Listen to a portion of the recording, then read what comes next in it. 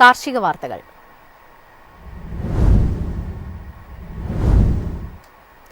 Demand കുറഞ്ഞതിനെ തുടർന്ന് ചുക്കുവിലയിൽ ഇടിവ്. നാളികേര ഉൽപ്പന്നങ്ങളുടെ റെക്കോർഡ് വില തുടരുന്നു. ഏലം വിപണിയിൽ ആഭ്യന്തര വാങ്ങലുകാർ സജീവം. ഉത്തരേന്ത്യൻ സംസ്ഥാനങ്ങളിലെ വൻകിട വാങ്ങലുകാർ ചുക്ക് സംഭരണത്തിൽ നിന്നും അല്പം പിൻവലിഞ്ഞത് വില കുറയാനിടയാക്കി. വടക്ക് കിഴക്കൻ സംസ്ഥാനങ്ങളിൽ നിന്നുള്ള ഡിമാൻഡ് മങ്ങിയതുമൂലം വിവിധയിനം ചുക്ക് വില കിൻഡലിന് 10,000 രൂപ കുറഞ്ഞു. മീഡിയം ചുക്ക് 22,500 രൂപയിലും ബെസ്റ്റ് ചുക്ക് 25,000 രൂപയിലും വിപണനം നടന്നു. ചുക്കുവില ഇടിഞ്ഞതോടെ ചരക്ക് സംഭരണത്തിന് കയറ്റുമതി സമൂഹം നീങ്ങിത്തുടങ്ങി. ഗൾഫ് മേഖലയിൽ നിന്നും ചുക്കിന് വൻ ഓർഡറുകൾക്ക് അവസരമൊരുക്കുമെന്ന നിഗമനത്തിലാണ് ഒരു വിഭാഗം കയറ്റുമതിക്കാർ. എന്നാൽ ഇത് സംബന്ധിച്ച് കൂടുതൽ വിവരങ്ങൾ അവർ പുറത്തുവിടുന്നില്ല. ആഭ്യന്തര വില വീണ്ടും ഉയരുമെന്ന ഭീതിയും കയറ്റുമതിക്കാരിലുണ്ട്. നാളികേരോൽപ്പന്നങ്ങളുടെ റെക്കോർഡ് വില തുടരുന്നു. മൺസൂൺ എത്തിയതോടെ സംസ്ഥാനത്ത് നാളികേര വിളവെടുപ്പ് തടസ്സപ്പെടും. ഓഫ് സീസണിൽ മികച്ച ഇനം കൊപ്രയ്ക്ക് ക്ഷാമം ഇരട്ടിക്കുമെന്ന നിഗമനത്തിലാണ് ഒരു വിഭാഗം.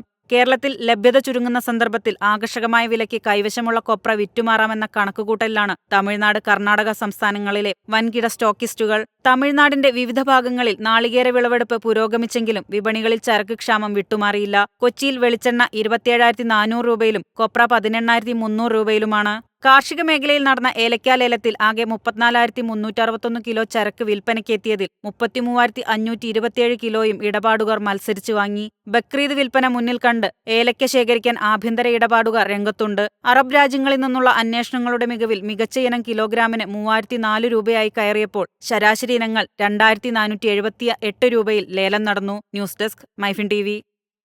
മിസോറാമിന് പുതിയ ഹോർട്ടിക്കൾച്ചർ കോളേജ്. സംസ്ഥാനത്തിന്റെ ഭൂപ്രകൃതി ഹോർട്ടിക്കൾച്ചർ കൃഷിക്ക് അനുയോജ്യമെന്ന് കേന്ദ്ര കൃഷിമന്ത്രി. ഹോർട്ടിക്കൾച്ചർ കൃഷിയിൽ മിസോറാം 10% മാത്രമാണ് ഫലപ്രദമായി വിനിയോഗിക്കുന്നതെന്നാണ് കേന്ദ്ര കൃഷിമന്ത്രി ശിവരാജ് സിംഗ് ചൗഹാൻ പറഞ്ഞത്. കുന്നിൻ പ്രദേശങ്ങൾ, ആഴമേറിയ താഴ്വരകൾ, പരന്ന ഭൂമിയുടെ കുറവ് എന്നിവ കാരണം വലിയ തോതിലുള്ള കൃഷിയുടെ ബുദ്ധിമുട്ടുകൾ സംസ്ഥാനം അഭിമുഖീകരിക്കുന്നുണ്ട്.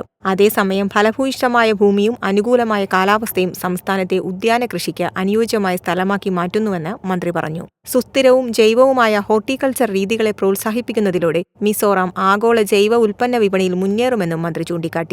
News desk MyFin TV. സംസ്ഥാനത്ത് തേൻ ഉൽപാദനത്തിൽ 50% കുറവ് കാലാവസ്ഥാ വ്യതിയാനം കാരണമാണെന്ന് ഹോർട്ടികോർപ്പ്. സംസ്ഥാനത്ത് ഹോർട്ടികോർപ്പിന്റെ കണക്കുപ്രകാരം 4,800 തേനീച്ച കർഷകരാണുള്ളത്. രജിസ്റ്റർ ചെയ്യാത്തതടക്കം തേനീച്ച വളർത്തുന്ന 12,000-ഓളം കർഷകരുണ്ട്. 15 കിലോ തേൻ വരെ കിട്ടിയിരുന്ന പെട്ടികളിൽ നിന്നും 7 മുതൽ 8 കിലോ തേനാണ് ഈ വർഷം പലർക്കും കിട്ടിയതെന്നാണ് കർഷകർ പറയുന്നത്. ജനുവരി 15 മുതൽ മാർച്ച് 15 വരെയാണ് പ്രധാനമായും തേൻ വിളവെടുപ്പ് കാലം. പ്രാദേശികമായി വിൽക്കുമ്പോൾ കിലോ തേനിന് 350 മുതൽ 400 രൂപ വരെ ലഭിക്കും. ഈച്ചയടക്കം ഒരു പെട്ടി സ്ഥാപിക്കുന്നതിന് 1,500 രൂപയാണ് ചെലവാകുന്നത്. 190 രൂപയാണ് ഹോർട്ടികോർപ്പ് 1 കിലോ തേനിന് കർഷകർക്ക് നൽകുന്നത്.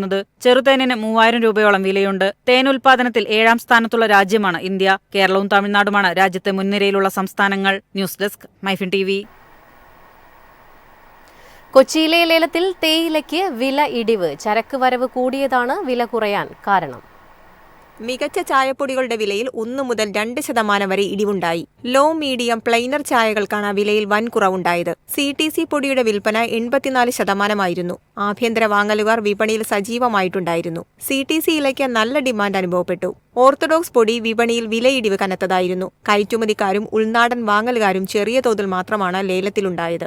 ഓർത്തഡോക്സ് ഇല വിപണിയും ഇടിവ് നേരിട്ടു. 5 രൂപ മുതൽ 7 രൂപ വരെയാണ് കുറഞ്ഞത്. മിഡിൽ ഈസ്റ്റേൺ, CIS രാജ്യങ്ങളിലേക്കുള്ള കയറ്റുമതിക്കാരിൽ നിന്ന് നല്ല ഡിമാൻഡുണ്ടായിരുന്നു. News desk MyFin TV. ശക്തമായ വേനൽ മഴ ലഭിച്ചതോടെ പല ഏലത്തോട്ടങ്ങളിലും ഒച്ചശല്യം രൂക്ഷം. കൃത്യമായ പ്രതിരോധ മാർഗം സ്വീകരിച്ചില്ലെങ്കിൽ വിളവിനെ ബാധിക്കുമെന്ന ആശങ്കയിലാണ് കർഷകർ. ഒച്ചുകൾ ഏലത്തിന്റെ പൂവും കായും തിന്നും. ഇത് വൻതോതിൽ വിളവ് കുറയാൻ കാരണമാകും. കൃഷിവകുപ്പ് എത്രയും പെട്ടെന്ന് വേണ്ട നടപടികൾ സ്വീകരിക്കണമെന്നാണ് കർഷകരുടെ ആവശ്യം. മെയ് ആദ്യവാരമാണ് ഇത്തവണ ഒച്ചുകളെ കണ്ടു തുടങ്ങിയത്. ഇടുക്കി ജില്ലയിലെ പ്രധാന ഏലം മേഖലകളിലെ കർഷകർ ഒച്ചുശല്യത്തെക്കുറിച്ച് കേരള കാർഷിക സർവകലാശാലയുടെ കീഴിലുള്ള പാമ്പാടുംപാറ ഏലം ഗവേഷണ കേന്ദ്രത്തിന് പരാതി നൽകിയിട്ടുണ്ട്. പെരുകുന്നതിന് മുമ്പ് തന്നെ ഒച്ചുകളെ പിടികൂടി നശിപ്പിക്കണം. ഉപ്പുലായനി ഉപയോഗിച്ച് ഇവയെ നശിപ്പിക്കാൻ കഴിയും. എല്ലാ ഏലച്ചെടികളെയും ദിവസവും കൃത്യമായി നിരീക്ഷിക്കണം. കഴിഞ്ഞ വർഷവും ഒച്ചുശല്യം രൂക്ഷമായിരുന്നു. തുടർന്ന് ഏലം ഗവേഷണ കേന്ദ്രം വിശദമായ പഠനം നടത്താൻ തീരുമാനിച്ചിരുന്നു. ഇപ്പോഴും പഠനം തുടരുകയാണ്. News desk MyFin TV. കുട്ടനാട്ടിലെ നെല്ലു സംഭരണം ഒരാഴ്ചയ്ക്കകം തുടങ്ങും. 3 കോടിയുടെ പാക്കേജ് അനുവദിച്ച് സംസ്ഥാനം. കുട്ടനാട്ടിലെ പാടശേഖരങ്ങളിൽ ഉപ്പുവെള്ളം കയറിയതിനെ തുടർന്ന് ഗുണനിലവാരം കുറഞ്ഞ നെല്ല് ഒരാഴ്ചയ്ക്കകം കൃഷിവകുപ്പ് നേരിട്ട് സംഭരിക്കും. ഇതിനായി 3 കോടി രൂപയുടെ പ്രത്യേക പാക്കേജ് അനുവദിച്ചതായി സംസ്ഥാന കൃഷിമന്ത്രി പി പ്രസാദ് പറഞ്ഞു. കൃഷി സപ്ലൈകോ ഉദ്യോഗസ്ഥർ നെല്ലിന്റെ ഗുണനിലവാരം പരിശോധിച്ച് വില നിശ്ചയിക്കും. നിശ്ചിത നിലവാരമുള്ള നെല്ലുകൾ നിലവിലുള്ള പ്രക്രിയ വഴി സംഭരിക്കും. വിപണന സാധ്യതയില്ലാത്ത നെല്ല് മറ്റു ഉൽപ്പന്നങ്ങൾ നിർമ്മിക്കുന്നതിനായി ലേലം ചെയ്യും. ഗുണനിലവാരമില്ലെന്ന് ആരോപിച്ച് സപ്ലൈകോയുമായി കരാറിലുള്ള മില്ലുകൾ നേരത്തെ സംഭരണത്തിൽ നിന്ന് പിന്മാറിയതാണ് പ്രതിസന്ധിക്ക് കാരണം. ഇതര പ്രദേശങ്ങളിൽ നെല്ല് സംഭരിച്ചതിന്റെ കുടിശ്ശിക ഉടൻ വിതരണം ചെയ്യുന്നതിന് ബാങ്കുകളുടെ കൺസോർഷ്യവുമായുള്ള ചർച്ച അന്തിമഘട്ടത്തിലാണെന്ന് മന്ത്രി വ്യക്തമാക്കി. News desk MyFin TV. കമ്പോള നിലവാരം.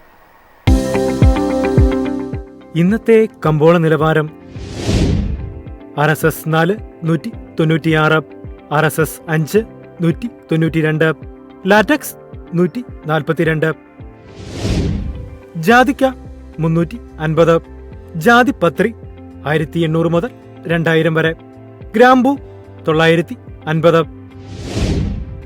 അടയ്ക്ക 255, കാപ്പിക്കുരു 260, കൊക്കോ പരിപ്പ് 360, കുരുമുളക് ഗാർബിൾ 70,400, കുരുമുളക് അൺഗാർബിൾ 67,400, ഏലക്ക 2000 മുതൽ 2100 വരെ,